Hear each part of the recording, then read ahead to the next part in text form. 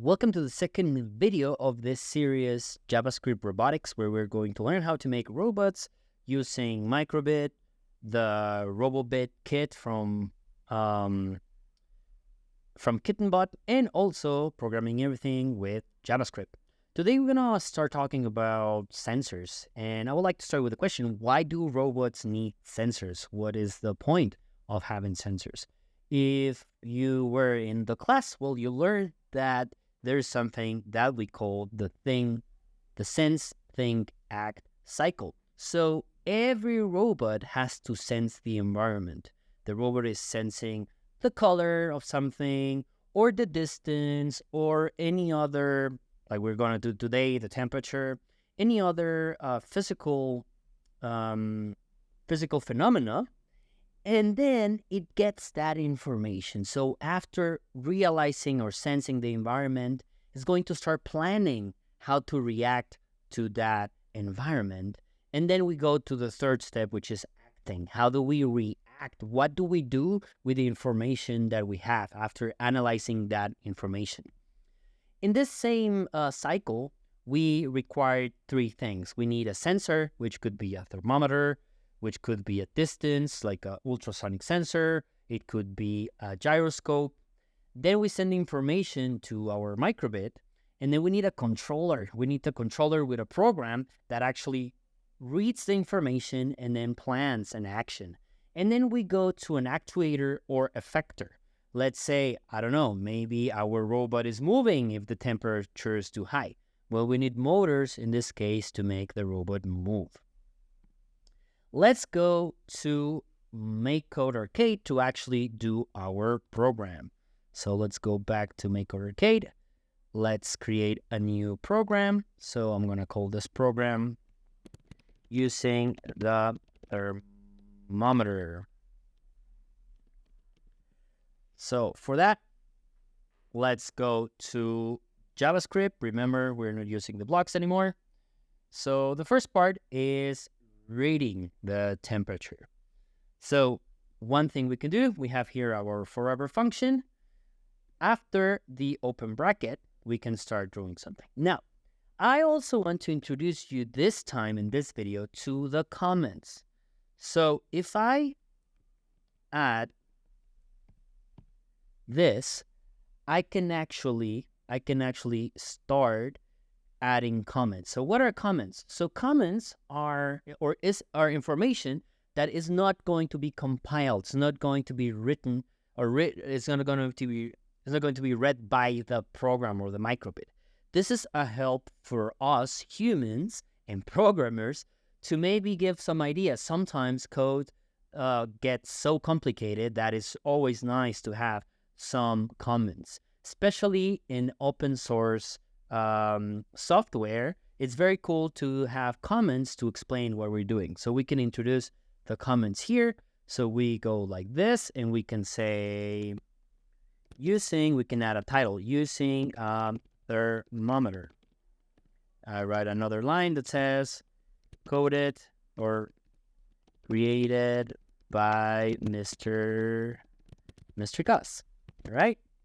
Now, here we open the basic forever function, and now we have to read the temperature. So the first thing we have to do is, what do we have to do? We have to show the reading of the temperature. So for that, I can go here to basics, and I could go to show number. Okay, can also write it down as basics, basic.show number. It's already here. What number do I want to show? Well, I want to show the temperature. That command is very easy, is input.temperature,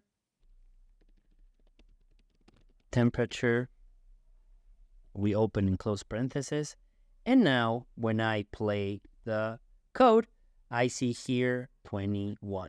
Now, where is our computer getting that number from?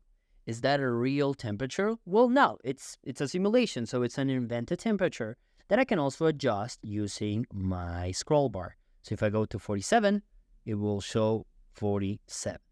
So I can also add a comment here. This command is showing the number of the temperature. Okay? All right. Now, so far, we created, think about the sense, think, act cycle. We sensed the temperature, the computer or the microbit got it, and then it was displayed. So the action was displaying the number, okay? We want to do something with that.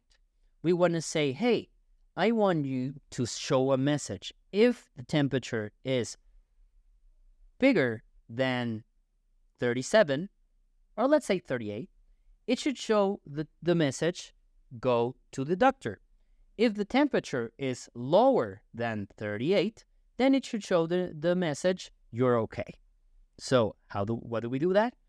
First, the program is showing the temperature. But now we need to introduce an if-else cycle, okay? So here we're going to say if, logic, if, else. So if something is true, some condition is true, then I show the message, okay? In this case, what is the condition? The condition is if input dot temperature, if the temperature measured is lower than 38, then show a message.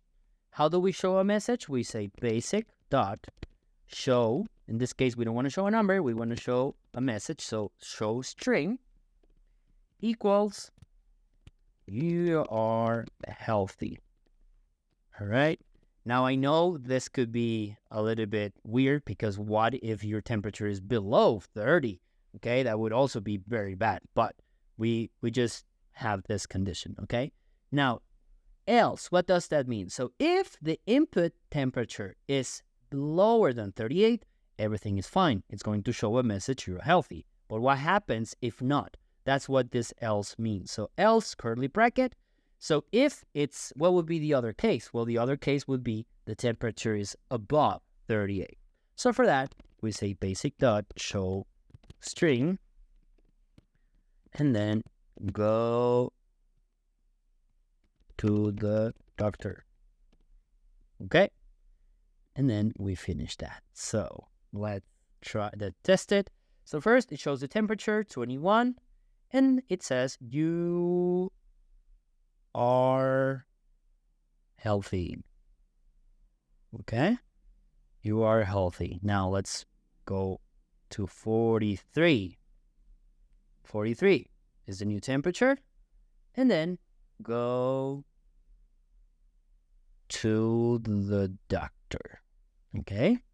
So here we are sensing the temperature.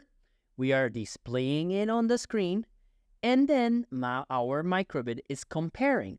If the temperature is above 38, it will show or it will display the words, you are healthy, else, or if it's higher than 38, it will display the words, go to the doctor. I hope you liked this second video on JavaScript. I'll see you on the next video, and don't forget to subscribe to the channel and also to comment if you have any questions. See you next time.